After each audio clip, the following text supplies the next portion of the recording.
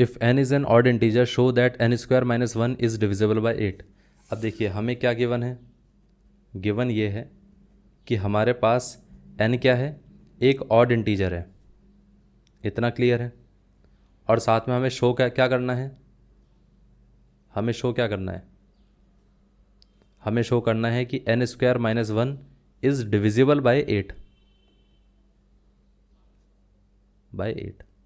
अब एक चीज़ सिंपल सोचिए कि अगर मान के चल लेते हैं कि हमारे पास यहाँ पर n की वैल्यू क्या है, ऑड इंटीजर है, तो ऑड इंटीजर क्या हो सकता है, अगर हम देखें तो n को ऐसा तो लिख सकते हैं ना 2m, और 2m प्लस 1 के फॉर्म में देखेंगे, बट ये 2m तो हो नहीं सकता है क्योंकि उसने कहा है कि ये ऑड है, इतना क्लियर है।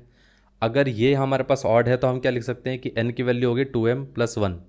बट इसमें प्रॉब्लम पता है क्या होती है, अगर मैं n को यहाँ पर सब्सटीट्यूट कर देता हूँ तो यहाँ पर ये कितना आ जाएगा, 2m प्लस 1 का होल स्क्वायर माइनस 1, क्योंकि n स्क्वायर माइनस 1 कितना आ जाएगा, ये n की जगह हमने 2m प्लस 1 रख दिया।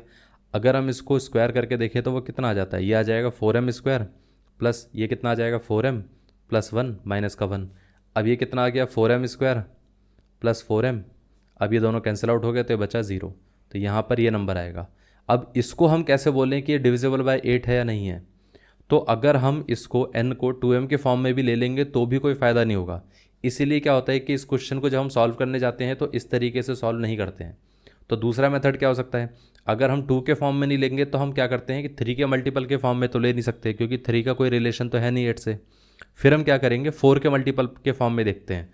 तो यहाँ पर उसने क्या बोला था कि n हमारे पास क्या है, ऑड इंटीजर है, इतना क्लियर है। अगर मैं n को 4m के फॉर्म में लूँगा तो या तो हम ऐसा लिखेंगे 4m प्लस 1, 4m प्लस 2 और 4m प्लस 3, इतना क्लियर है। बट क्योंकि n क्या था, n ऑड इंटीजर दे रखा था तो मतलब 4m तो हो नहीं सकता और 4m प्लस 2 भी नहीं हो सकता क्योंकि ये दोनों क्या है, ये तो इवन है।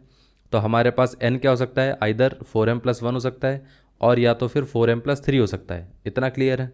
और साथ में क्या देखा गया है कि अगर मान के चल लेते हैं if n is equal to 4m plus 1, अगर वो 4m प्लस 1 होता है तो यहाँ पर ये कितना आ जाएगा, n square minus 1 is equal to कितना आना चाहिए, ये आ जाएगा 4m प्लस 1 का होल स्क्वायर माइनस 1। अब देख लेते हैं ये कितना आएगा, तो यहाँ से कितना आ जाएगा 4m का square plus 2 times of 4m plus 1 minus 1 which is, ये आ जाएगा 16m स्क्वायर प्लस 8m और ये दोनों कैंसिल आउट हो जाएंगे। तो यहाँ पर ये n स्क्वायर माइनस 1 कितना आ गया, इतना आ गया। अब ये जो नंबर है इसमें अगर देखा जाए तो हम ऐसा बोल सकते हैं ना कि ये हो गया हमारे पास 8 times of 2m square plus का 2m, प्लस का 2m नहीं प्लस का m, which is divisible by 8। तो ये क्या है, डिविजिबल बाय 8, इतना क्लियर है। अब ये तो तब था कि जब हमने क्या करा, n की वैल्यू 4m प्लस 1 ली है। अगर हमारे पास if n is equal to what 4m plus 3 है, अगर ऐसा दे रखा है तो n स्क्वायर माइनस 1 कितना आ जाएगा, ये आ जाएगा 4m प्लस 3 का होल स्क्वायर माइनस 1।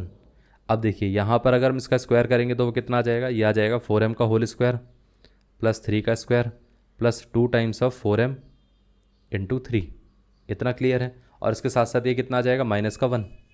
अब देखिए यहाँ पर हम इसको क्या लिख सकते हैं, 16m स्क्वायर प्लस 9 प्लस ये कितना आ जाएगा 3 into 2 6, 6 into 4 24, 24m minus 1, 9 minus 1 कितना होगा 8 आ जाएगा। तो ये आ जाएगा 16m square plus 24m, 9 minus 1 कितना हो गया 8, इतना क्लियर है।